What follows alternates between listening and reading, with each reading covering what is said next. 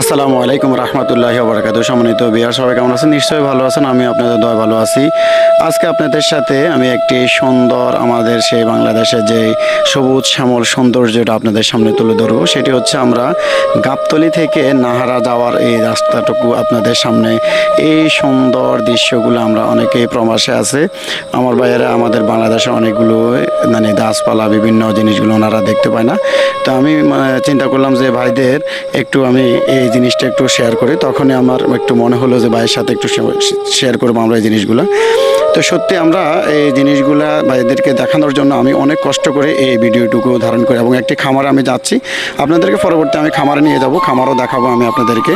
তো আপনারা সবাই একটু ধৈর্য সহকারে দেখুন আমরা কোথায় যাচ্ছি, কী করছি। অবশ্যই আপনাদেরকে আমি সকল কিছু দেখাবো। এই যে সবুজ শ্যামল সৌন্দর্য আসলে আল্লাহর অপরূপ সৌন্দর্য। আমাদের দেশ, আমাদের এই মাতৃভূমি, আমাদের আসলে 18,000 মাখলুকাতের ভিতরে অনেক সৌন্দর্য আল্লাহর এই সৃষ্টি করে, অনেক কিছুই সৌন্দর্য।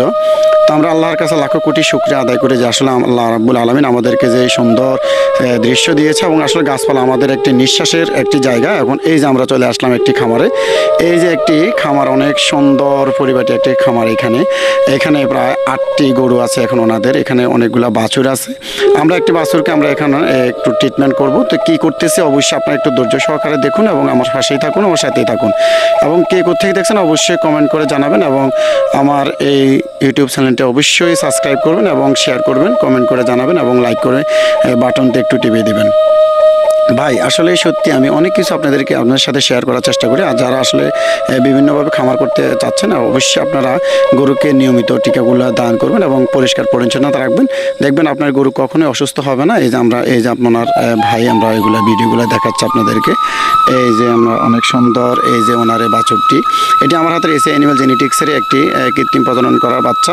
তো সত্যি আসলে অসাধারণ এই বাচ্চাটুকু আমরা আপনাদেরকে দেখাচ্ছি, এই গাভীটুকু। এবং এই যে আরেকটা গাভী, উনি কিন্তু এই গাভীগুলা থেকে অনেকগুলা বাচ্চা উনি এখান থেকে সংগ্রহ করেছে এবং ওনারা পর্যাপ্ত পরিমাণ গরুকে ঘাস দিচ্ছে।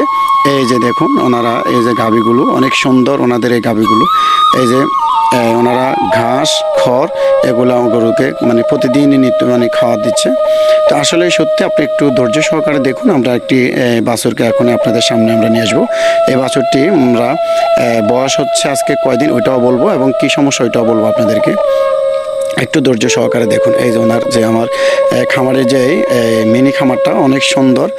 এই যে দেখুন একদম খোলামেলা, একদম মুক্ত বাতাস এখানে ওনারা সুন্দরভাবে পাচ্ছে। তো এই যে আমরা চলে আসছি, এই যে বাছুরটি আমরা এখন ট্রিটমেন্ট করব।